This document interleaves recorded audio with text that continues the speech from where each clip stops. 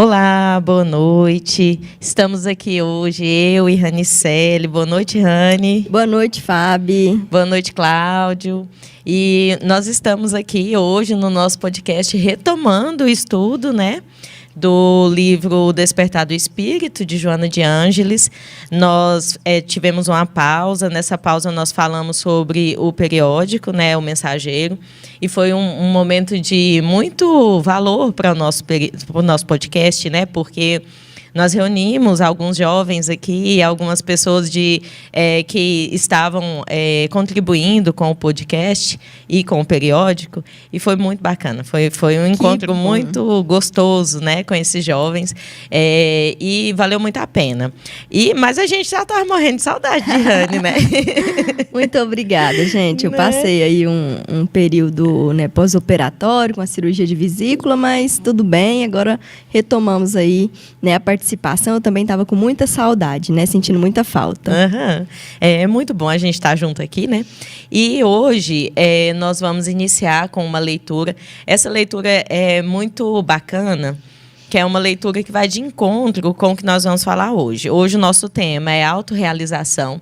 E a autorrealização vem de encontro com a felicidade interior, a verdadeira felicidade, né? Uhum. E alguns aspectos da nossa vida são pontos que indicam o quanto feliz ou o quanto infelizes somos, né?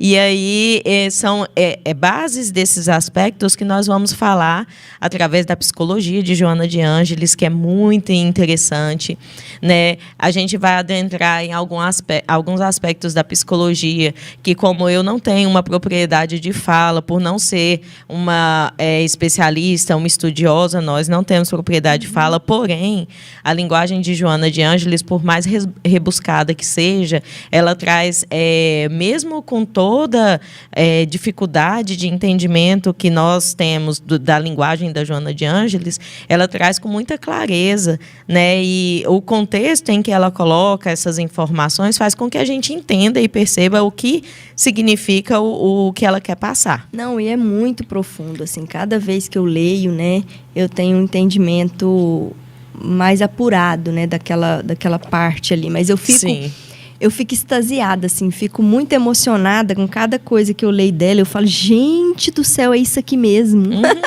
Né? Falta só a gente praticar, né, Rani? Desse jeito, né? Que a gente estuda e fica apaixonada, e realmente.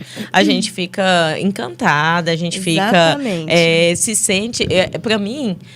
o estudo me traz uma realização de entendimento, isso. Porque para mim entender é uma felicidade muito grande. E eu acho que primeiro é conhecimento, né? Uhum. A gente tem que adquirir conhecimento para que esse conhecimento entre em nós. Sim. Né? E depois comece a sair frutificando, né? Exatamente. Então, eu acho que o entendimento é isso, né? Conhecer a ti mesmo, para a gente conhecer as nossas falhas, os nossos momentos. Pausar, às vezes, quando estiver cansado, porque isso todo mundo tem, Justo. Essa fase, né? Uhum. E recomeça com força total depois dessa pausa. Sim. Né? Porque, às vezes, esse autorrealização que a gente busca, né, esse propósito de vida que a gente sempre pensa em ter, em encontrar, né, o aperto no coração, o vazio existencial que a gente já trabalhou, estudou, né, que a gente já estudou, o vazio existencial, né, tudo isso é diante da ausência da autorrealização, mas isso é nos pequenos fatos, né, e para isso nós temos que entrar para dentro e perceber o que eu gosto de fazer, o que eu gosto de ver, o que eu gosto de realizar, né? É isso. E dar valor àquilo que realmente tem valor e não preço. Justo, né? Justamente. E é interessante você falar isso, que em algum momento a gente vai precisar dar essa pausinha na vida mesmo, porque no atropelo da nossa existência, a gente não para pensar realmente nessas coisas, né? E é interessante que a gente vai, em algum momento também, ter que buscar o que realmente é essa autorrealização. Porque em vários estudos que eu fiz a respeito do tema, a gente mascara o que realmente importa para a gente, né? Exatamente. Eu vou fazer a leitura do texto inicial para que vocês entendam o quanto ele tem essa conexão com o que a gente vai falar hoje. Certo. Então, lá vamos nós.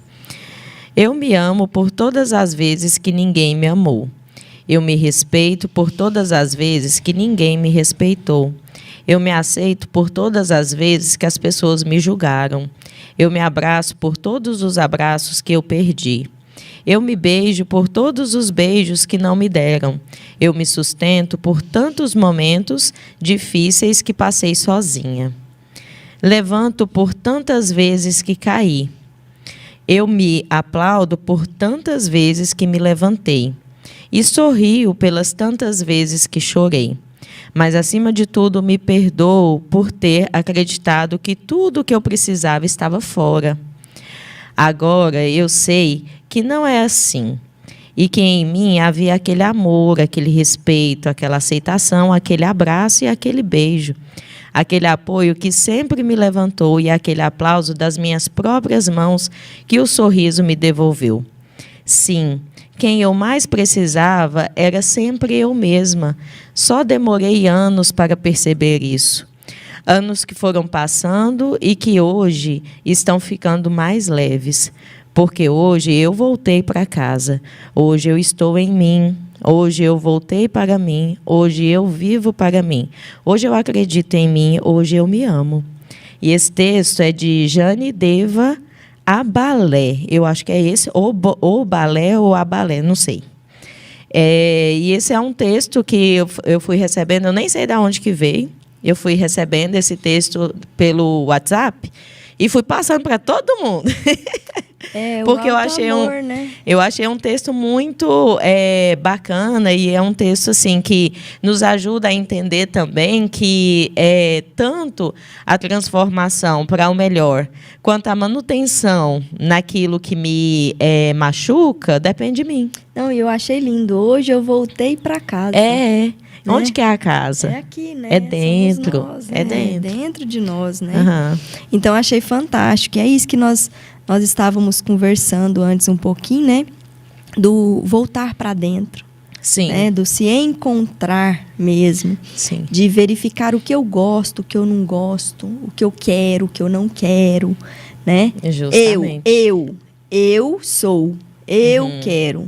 Eu vivo. Sim. Eu me amo. Sim. Eu faço por mim. Sim. E aí a gente vai entender pelos textos de Joana de Ângeles que essa autorrealização fica muito prejudicada por a nossa responsabilização externa de tudo. Sim. Então, até o momento em que eu sempre vejo que a minha felicidade, a minha caminhada, as minhas conquistas dependem dos outros, se eu não tiver outros à minha volta para me auxiliar, aí algumas pessoas vão dizer, mas eu vivi dessa maneira a vida toda porque eu não tive um pai, que foi o meu caso, o meu pai esteve comigo só na minha primeira infância.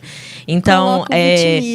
eu não vivi assim porque eu nunca tive apoio da família. Então, quando a gente coloca nos outros a responsabilidade do que somos, dificilmente nós vamos mudar, dificilmente nós vamos conquistar e dificilmente nós vamos enxergar adiante aquilo que nós podemos, as nossas capacidades, que são as nossas capacidades são extraordinárias. Não, né? E eu sempre penso isso, sabe? A culpa das nossas derrotas ou das nossas vitórias são nossas. A autorresponsabilidade por tudo que nós fazemos. Sim. E assim, é difícil? Dificílimo encarar isso. Mas nós temos que encarar, entendeu? Por isso que eu disse que às vezes a pausa. Por que a pausa? Porque às vezes você vê que você não é o que você queria, você não fez o que você queria, você já está aí com 50, 40, né, 80, né? E se depara num vazio existencial, porque você foi no torvelinho da sociedade. E isso a gente vem num cronograma dentro desse livro, né? Sim. E aí a gente perde nos perdemos, Aham. né? A gente não voltou para casa. Sim. Aí, no momento que a gente para e pausa, respira, né? E aí você quer voltar para casa. Sim. Você quer falar, eu me amo do jeito que eu sou. Uhum. Eu errei, mas eu vou levantar e vou fazer de novo, e de novo, e de novo, e de novo. E aí, Rani, quando você estava falando, eu até perdi essa ideia, mas ela me retornou agora. É difícil a gente compreender os conceitos, é difícil a gente aplicar aquilo que hoje a gente estuda como teoria. Entretanto, se isso modificar 1 milímetro na nossa vida, já é uma vitória muito grande. Então, assim, quando a gente vê que o nosso comportamento muda, e muda, assim, nas pequenas coisas, como você falou, às vezes, na forma como você lida com as pessoas, você tem um outro comportamento e você começa a ter uma empatia maior pelas dificuldades que o outro tem. Isso tudo mostra a contribuição que esses estudos trazem, né, para a nossa vida. Eu falo assim, é um divisor de águas, né? É um divisor de águas, porque aí a gente começa a ficar muito menos tempo nas nossas dores. Sim. Né? Menos tempo. Não que a gente não vá ficar. Sim. Não que a gente não vá errar. Né? Mas a gente fica menos. Né? E na autoculpa. E na vitimização. Você começa a estudar, abre um horizonte. Exatamente. Abre um horizonte e você pensa assim, eu tenho que sair. Levanta, bate a terra do joelho, né, que caiu. Justamente. E aí, às vezes as pessoas falam meio assim, mas um livro vai muito mudar a sua história. Vai. Pior que vai. Melhor que vai, né? Exatamente. E aí ocorre, assim, que quantas vezes, em momentos de muita dor, de muito desespero, lendo obras espíritas, eu entendi a minha condição, porque aquele negócio da candeia embaixo do alqueire é a verdade. Que era uma lâmpada embaixo de uma mesa, gente. Exato. Não lumia, né? Não lumia, não. Não resolve. Não resolve para a função dela. Não ilumina, gente. Exatamente. Então, assim, se você tem obras de autoajuda, obras espíritas em casa, faça uso. Não deixe a candeia embaixo do alqueire, não, né? Não deixa... Porque as obras espíritas são realmente luz. Sim. Né? O Albino Teixeira tem vários textos falando sobre o livro espírita. Tem um texto dele intitulado Livro Espírita, que ele fala da importância que é, né, para a vida das pessoas. Hoje, quando eu estava estudando, sempre eu deixo para estudar no dia. Eu não tenho condição de tempo para antes trabalhar os temas que a gente trabalha, né? E aí eu estudo com base em vários comunicadores espíritas. E hoje eu estava ouvindo uma palestra de um desses comunicadores em que ele fala sobre autorrealização, não só desse livro, O Despertar do Espírito, mas de várias obras de Joana de Ângeles em que ela traz esse tema. E aí ele fala de uma situação que de uma avaliação, de uma análise daquele filme Guerra nas Estrelas. No Guerra nas Estrelas tem vários personagens icônicos e o texto, o conteúdo do Guerra filme nas Estrelas é fantástico. É um conteúdo fantástico. E aí tem um momento daquele em que o Darth Vader luta contra um inimigo. E aí ele decepa o inimigo. E quando cai a cabeça do inimigo, que estoura o capacete, o rosto do inimigo era o dele. Que mensagem que estava passando aí? Nosso maior inimigo somos nós. Assim como nossos que a violência maiores... que está no outro é o que está em nós. Sim, assim como somos deuses, que somos capazes de transformar a nossa vida, porque somos deuses. Co-criadores, né? Em plano menor. Somos também nossos maiores inimigos. Sim, exatamente, né? Até a Joana, futuramente, ela explica, e no próximo já capítulo, ela fala do self, né? E do ego. O ego é a nossa personalidade consciente, o nosso self é a nossa personalidade do eu superior. Sim, né? Que é do o nosso inconsciente, né? Isso, e é o nosso verdadeiro eu. Sim, né? O exatamente. self é o nosso verdadeiro eu. Exatamente. E o ego é o eu que eu quero mostrar para os outros. É o que as personas, né? As máscaras que eu tenho. Exatamente, é fantástico, gente. Agora vamos começar a ler, né? Vamos. Porque, nossa, deixar a gente, né? Discorre. Muita coisa. Autorrealização. Subpersonalidades. O problema dos eus. Necessidade da culpa. Encontro com a verdade. O desafio da autorrealização radica-se no esforço que todos devem empreender mediante o desenvolvimento da vontade, que exerce preponderância em qualquer atividade humana. Para esse cometimento, torna-se necessário que seja feita uma análise a respeito das circunstâncias e problemáticas que dizem respeito ao ser contemporâneo e aos processos rápidos de transformação e amadurecimento da personalidade. O homem moderno enfrenta a decadência das posturas rígidos e absolutos que herdou do passado, em referência aos problemas humanos, a diversidade da conceituação sobre o que é realmente ético em relação com o comportamento psicológico, que abre espaço mental para o entendimento da complexidade dos conflitos e a liberação sexual, arrebentando as velhas comportas da ignorância em torno da sua legitimidade.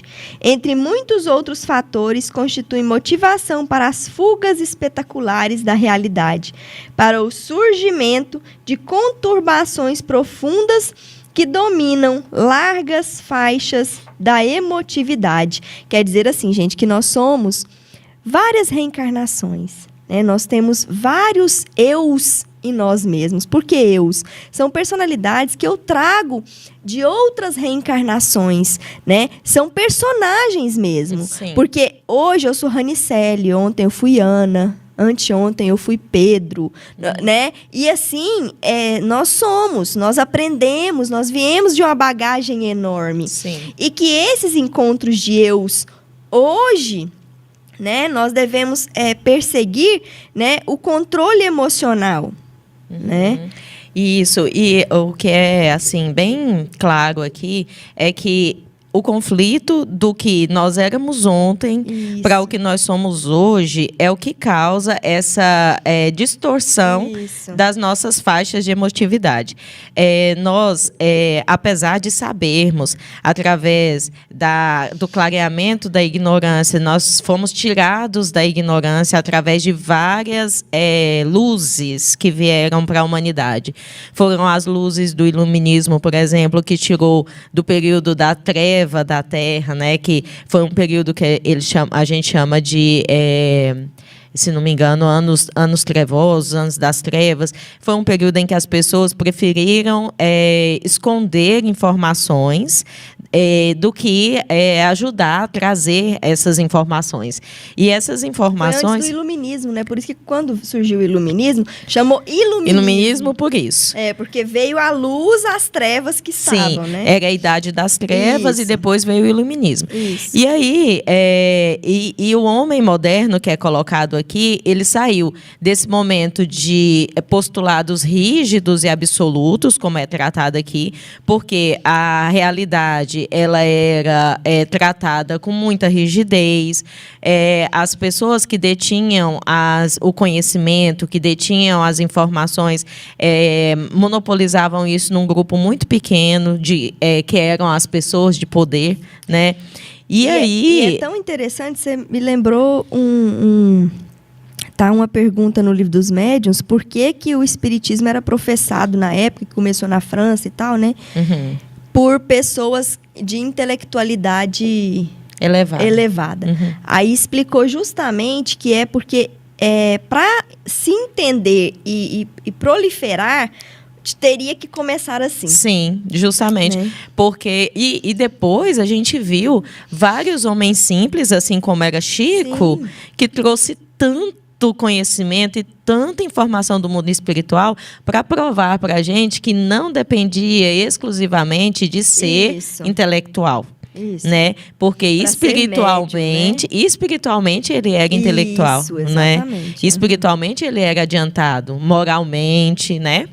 E aí o que acontece é que o homem do passado, para o homem moderno, houve uma mudança, uma transformação muito grande no conceito de o que é ético, do que é moral, do que é certo, do que é errado. Então, nós, por exemplo, que somos da década de 80 para cá, nós tivemos, da década de 80 para cá, uma ideia de mundo totalmente diferente de quem era da década de 50, 60, 70, né?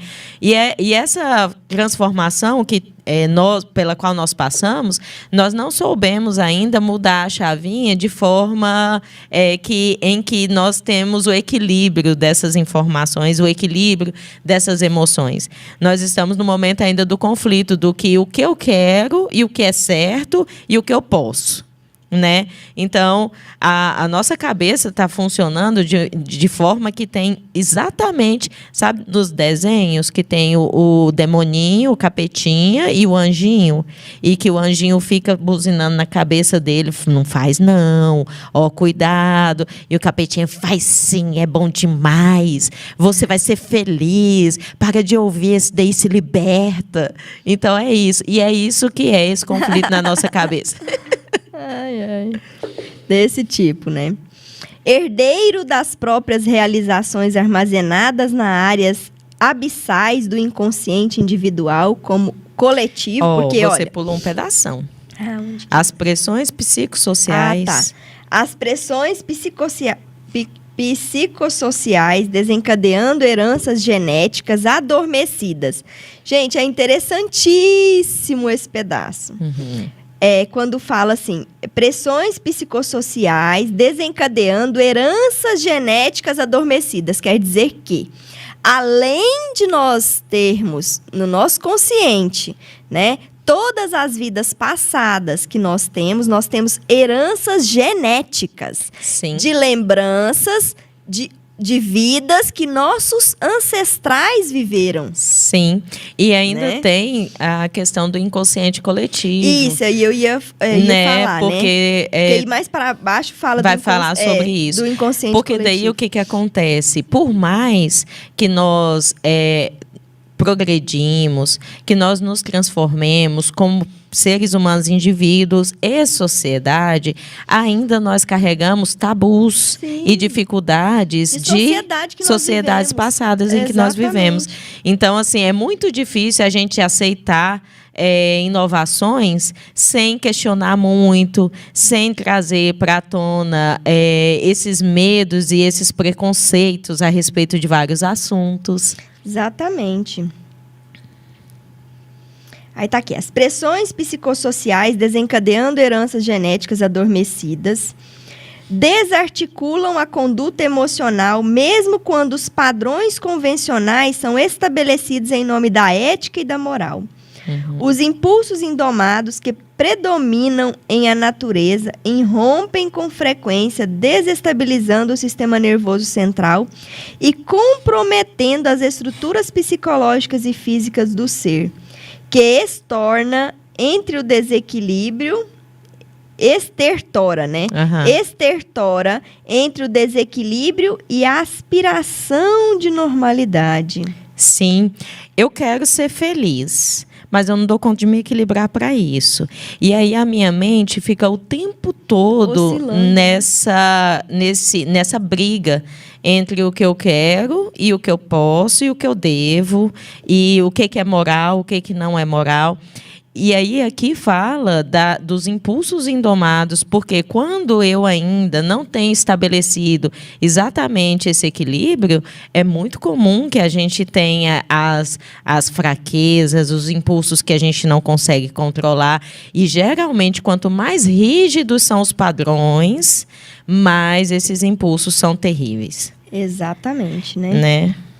Herdeiro das próprias realizações armazenadas nas áreas abissais do inconsciente individual como coletivo, não se pode evadir das fixações que lhe estão esculpidas em razão da anterioridade das existências por onde peregrinou. Vivências tumultuadas e perturbadoras registraram-se na memória extracerebral em forma de culpas e remorsos, de anseios não realizados e de frustrações que ora remanescem gerando distúrbios e inquietações, responsáveis pela instabilidade de conduta que abala o sistema emocional. O que a gente estava falando antes, né? Que a gente começou a falar. As nossas frustrações. Sim. Né? Do que eu queria ser e que eu não fui. E que eu não fiz. E que eu não tenho coragem. E que eu não dou conta. Né? Então, assim... Tem situações que o auto-amor, aquele primeiro texto que a Fábio leu, né? O auto-amor é o único caminho. Sim. Porque eu não consigo ainda. Eu não posso ainda. Se respeitar. Isso, eu sou isso. Se perdoar. Exatamente. Se aceitar. Mas não é por isso que eu vou estacionar. Sim. Eu vou progredir. Mas eu vou progredir dentro do que eu consigo realizar. Justamente. Né? E aí, não precisamos entrar nessas perturbações e nessa memória toda de culpas e remorso. Porque a culpa e o remorso, ele paralisa, ele só serve para isso. Justo. E olha só, até inclusive, no último encontro que eu tive aqui, foi com a Bárbara, né? Que nós falamos das cartas psicografadas de Suziane. E aí, em algum momento, nós comentamos a respeito da nossa dificuldade de nos entendermos nessa encarnação, né? A dificuldade de a gente entender o nosso emocional, de a gente se encontrar. E essa dificuldade está exatamente de encontro com a dificuldade da Terra hoje. A Terra é um planeta em transformação, em transição. É um inconsciente coletivo, né? Exatamente. E como a Terra está em transição, nós também estamos em transição. Nós não conseguimos ainda, e isso o Paulo era muito enfático nessas questões, de que quando ele entendeu o que era ser um cristão, o que era realmente ser a pessoa em que ele se transformou, o Paulo, antes de, né, e que antes era Saulo, ele dizia que ele sabia o bem que ele tinha que fazer, mas ele não conseguia ainda. Exatamente. E é esse conflito emocional que a gente tem ainda internamente dos nossos demônios e dos nossos anjinhos, porque nós não somos essencialmente ruins e também não somos essencialmente bons. Então, e isso é característica da nossa maturidade espiritual para essa encarnação e para esse momento da Terra. A Terra é um planeta em transição. E nós somos espíritos em transição. Isso aí, né? Não tem jeito, né?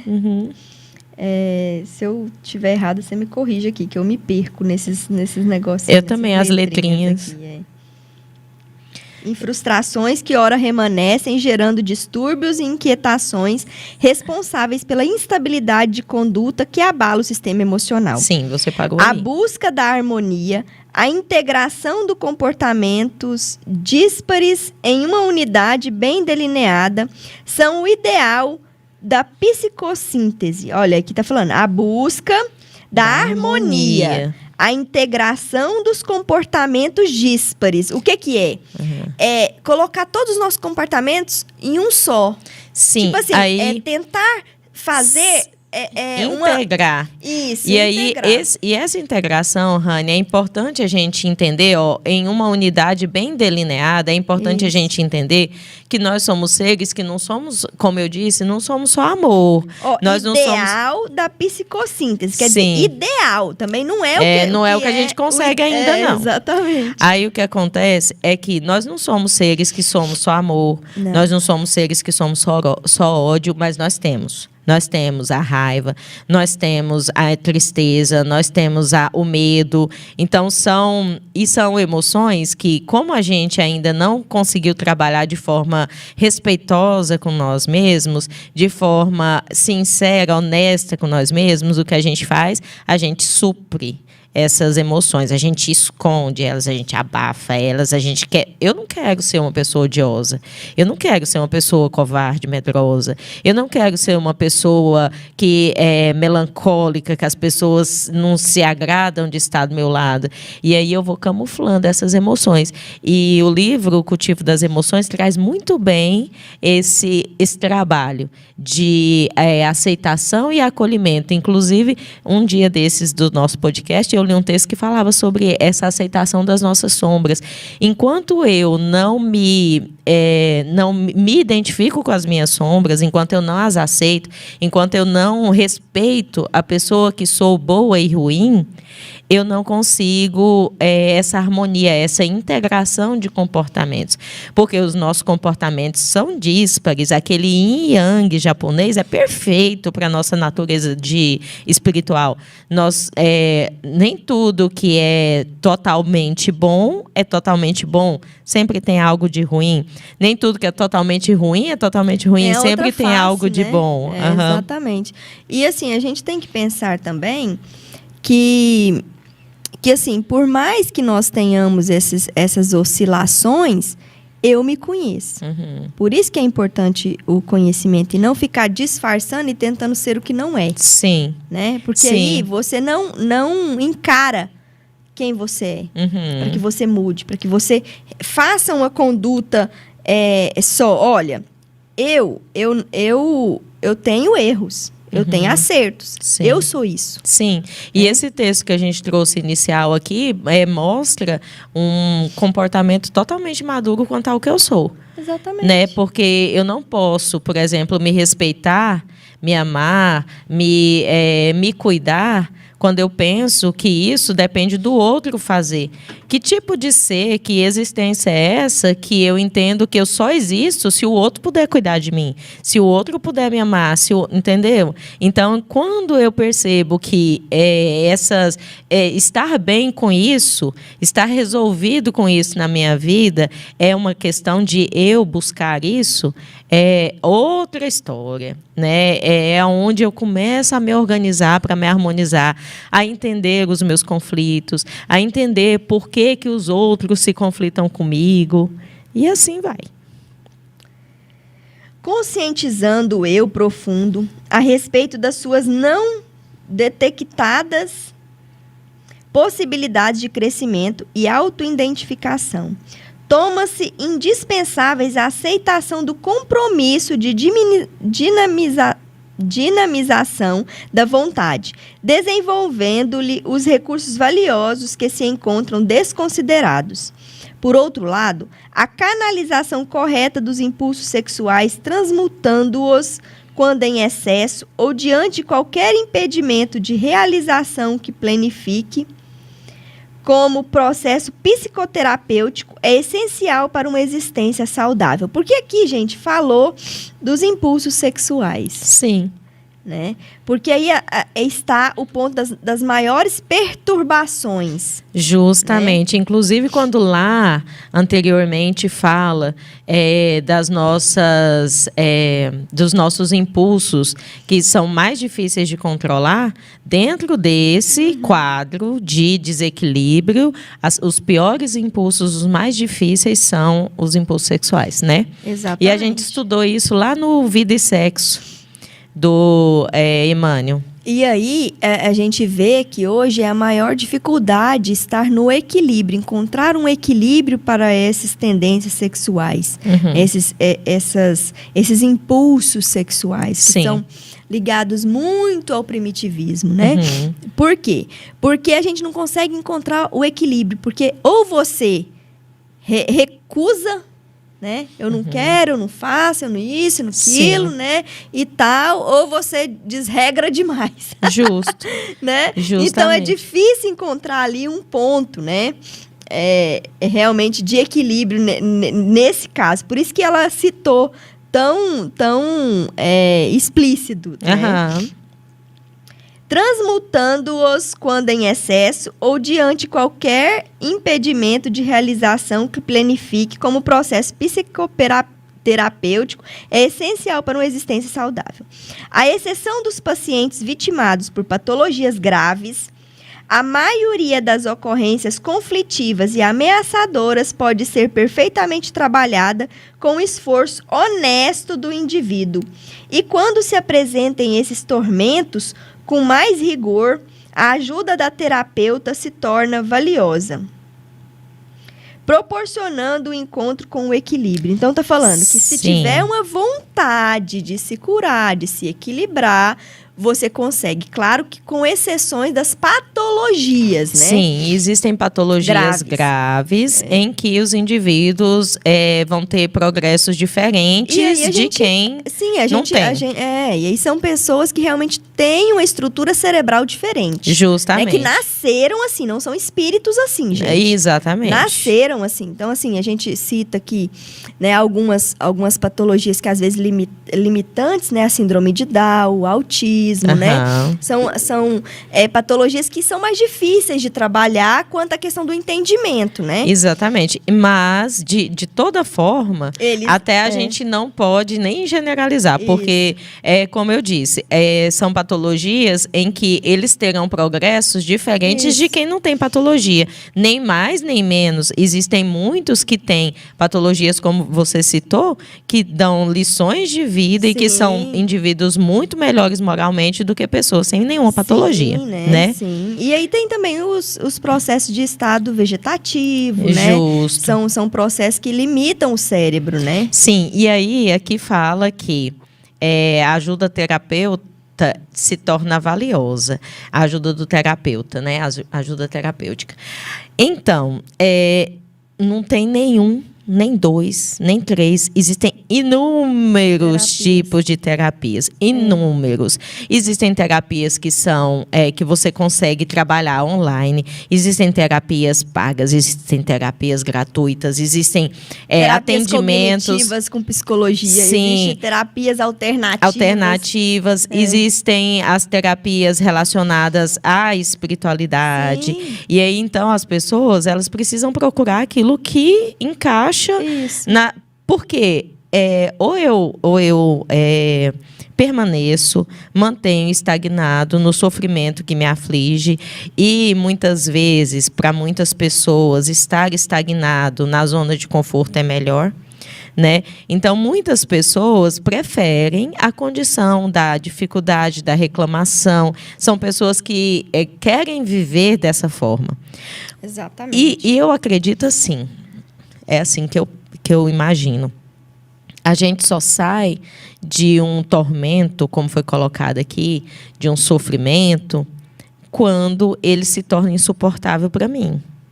A gente não procura ajuda quando aquele sofrimento me traz algum tipo de atenção, benefício. Então, tem muita gente, por exemplo, que está afundada em condições assim de depressão. O benefício secundário, né? Isso. É algo que te beneficia, mas você não tá escancarado, mas te beneficia, sim, né? Sim. De alguma forma, você tem as pessoas com a atenção ao toda redor, voltada para você. Então, assim, aquela situação, para a pessoa, é vantagem se manter ali, né? E em algum momento, quando isso se tornar um sofrimento insuportável, a gente busca ajuda. Quando nós temos uma certa maturidade, a gente percebe através da luzinha piscando, porque a luzinha pisca, gente. A luzinha pisca sem parar. Quando tá a alerta, tá ali. Olha como você está se comportando. Olha. Desculpem. Olha para onde você está levando. Vem processos, né? Vem doenças, vem processos. Olha para onde você está levando sua vida. Olha como estão se estabelecendo seus relacionamentos.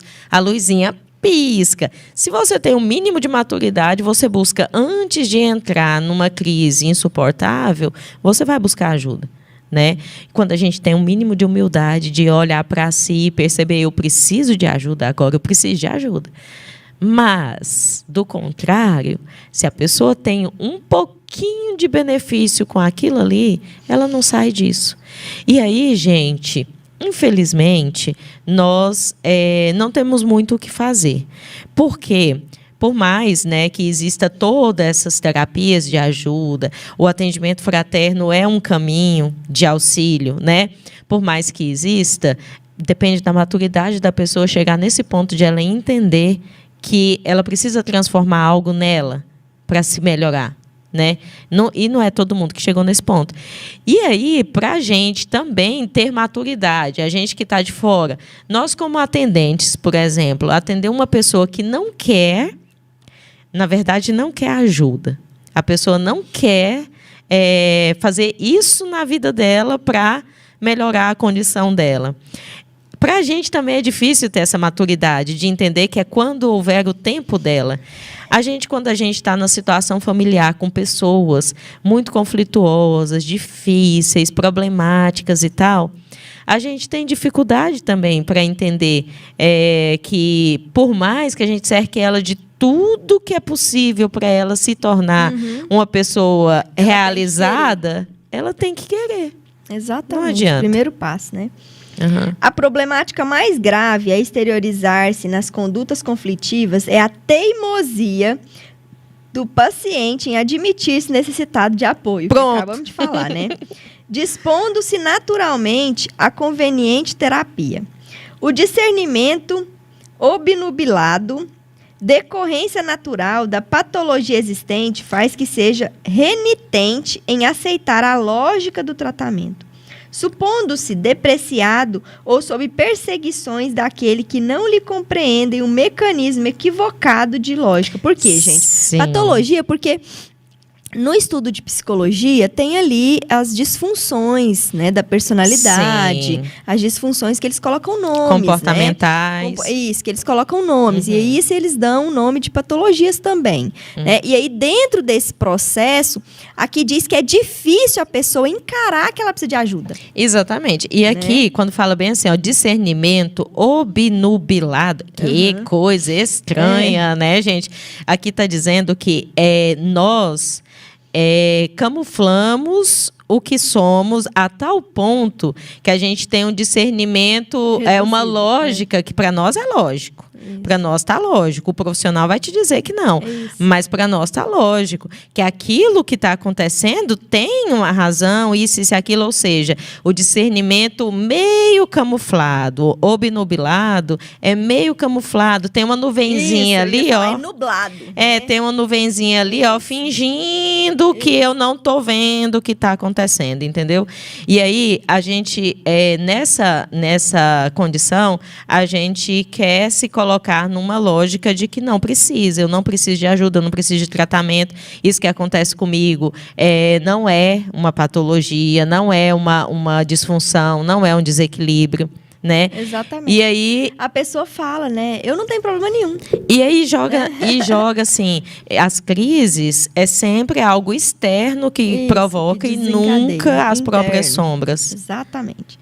A medida mais eficaz para que se evite o agravamento dos distúrbios psicológicos encontra-se nas constantes autoavaliação da conduta, em exame frequente da atitude pessoal em relação ao grupo social na qual se encontra, não se deixando alienar por expressões extravagantes, mediante a própria supervalorização ou a presunção de imbatibilidade. Que interessante, né? Pensa bem, olha, o nosso ego, ele precisa de alguns mecanismos para se afirmar. E esses mecanismos são estabelecidos socialmente, nos nossos grupos sociais. Nos nossos grupos sociais, você não quer nunca, eu não conheço nenhum indivíduo que nos seus grupos sociais quer estar por baixo, quer ser o menos, quer ser sou o melhor, o né? apagado, o despercebido, né? Que ninguém percebe, que ninguém lembra. Ninguém quer. A maioria de nós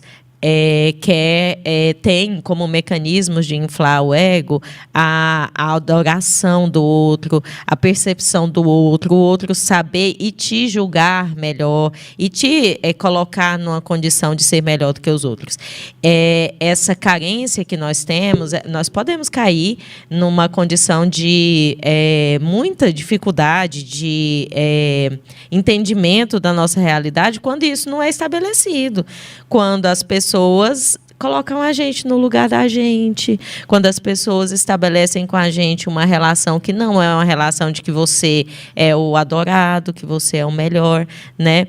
E aqui fala sobre a problemática mais grave a exteriorizar-se nas condutas conflitivas. Passei. A medida, está aqui atrás, o discernimento, a medida mais eficaz para que se evite o agravamento dos distúrbios psicológicos encontra-se na constante autoavaliação. Então, essa autoavaliação a gente não faz, a gente fica o tempo todo achando que a gente é o que as pessoas nos tornam, né? O que as pessoas dizem. E é muito comum você ver pessoas, né, no nosso meio de trabalho dizer, não, você é ótima. Não, você não fica assim, não. Você é uma pessoa espetacular e tal. Muitas vezes, essas mesmas pessoas, nas nossas costas, falam absurdos a respeito da gente. Que elas percebem, porque nós percebemos a conduta do outro, nós percebemos você percebe de fora o que tem de dificuldade. Eu percebo de fora as dificuldades da Ranicelli e a Ranicelli percebe as minhas dificuldades. E nós Mas somos, a gente não. E nós somos espelhos. A gente não enxergou na realidade, Sim. né? Mas quando o outro, e a gente tem a humildade de ouvir o outro, né? Quando o outro ele fala, né, com carinho e te explica, né? E isso a gente tem assim, eu posso contar que eu tenho amigas assim, né, que falam, olha, agora você está sendo controladora. Sim. Né? Você está querendo controlar a vida de fulano, ou ciclano, ou o trabalho, ou isso, ou aquilo, né? Então, assim, fala, né, coisas que às vezes eu não quero ouvir, mas eu tenho que parar para analisar. Sim. Né? Porque os sinais amarelos estão ligados, né? E aí, se eu começo a escutar só quem me bajula e deixo de escutar as pessoas que realmente estão dizendo, né, o que elas veem em mim que eu não vejo. Sim. Né? Porque você olha uma Ranicelli que pode ser que você veja a certa, pode ser que você não veja. Justamente. E aí, até na educação dos nossos filhos e até na nossa convivência com as pessoas, a gente fica Desculpa, gente. A gente fica mutilado por não ter, às vezes, esses retornos necessários. E é claro, gente, que ninguém gosta de ser criticado e a forma como as pessoas nos criticam, às vezes, nos machuca. Então, como você disse, quando você tem pessoas que têm discernimento, que podem te comunicar alguma das suas dificuldades de forma amiga, de forma amorosa, afetuosa, ótimo. E se a gente puder fazer isso com os nossos filhos, melhor ainda, porque nós seremos os melhores amigos dos nossos filhos se nós soubermos lidar com as dificuldades deles, respeitando as suas limitações, sem criticar de forma maldosa. Sim, né? São muitos os fatores de perturbação que agridem o indivíduo, tais como as constrições emocionais resultantes das aspirações, dos receios, da insegurança, da timidez e outros tantos de natureza psicogênica, que se desenvolve sorrateiramente nas paisagens da personalidade.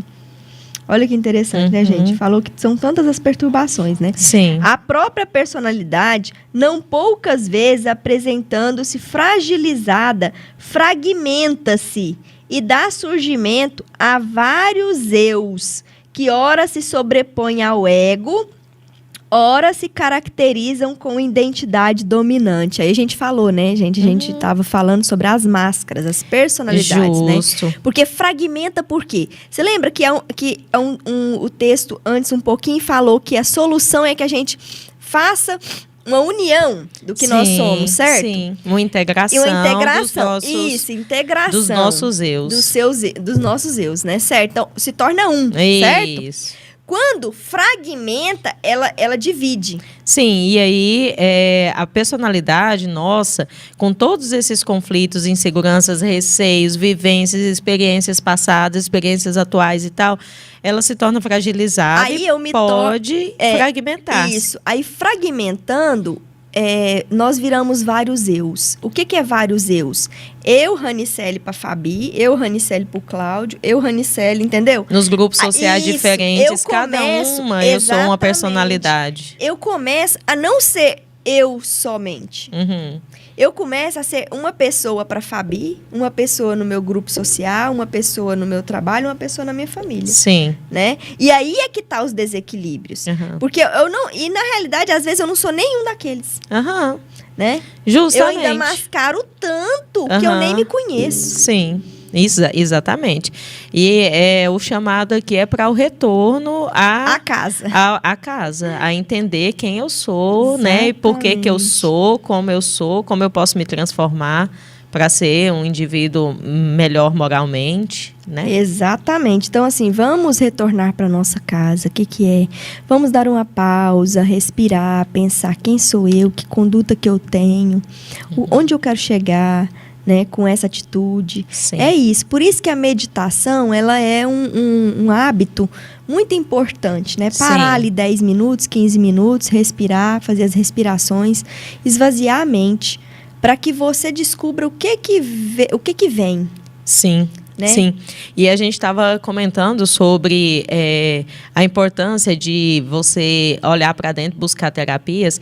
Tem, assim, uma infinidade de atividades no YouTube, nas plataformas, né, sociais, em que tem meditação guiada, passes, né? Aqui nós estamos espíritas falando dos recursos que o espiritismo traz, passes virtuais, meditação guiada, né? Tanta coisa que é oferecida, constelação familiar que a gente falou tantas vezes aqui, né? Tem tudo isso disponível. A pessoa não busca se ela não quiser. Exatamente. Vamos agora fazer a nossa oração final, né? Eu escolhi a oração de São Francisco de Assis, gente. Senhor, fazei-me instrumento de vossa paz. Onde houver ódio, que eu leve o amor. Onde houver ofensa, que eu leve o perdão. Onde houver discórdia, que eu leve a união. Onde houver dúvida, que eu leve a fé. Onde houver erro, que eu leve a verdade. Onde houver desespero, que eu leve a esperança. Onde houver tristeza, que eu leve a alegria. Onde houver trevas, que eu leve a luz. Ó Mestre, fazei que eu procure mais consolar que ser consolado, compreender que ser compreendido, amar que ser amado, pois é dando que se recebe, perdoando que se é perdoado, e é morrendo que se vive a vida eterna. Que assim Que assim seja. seja.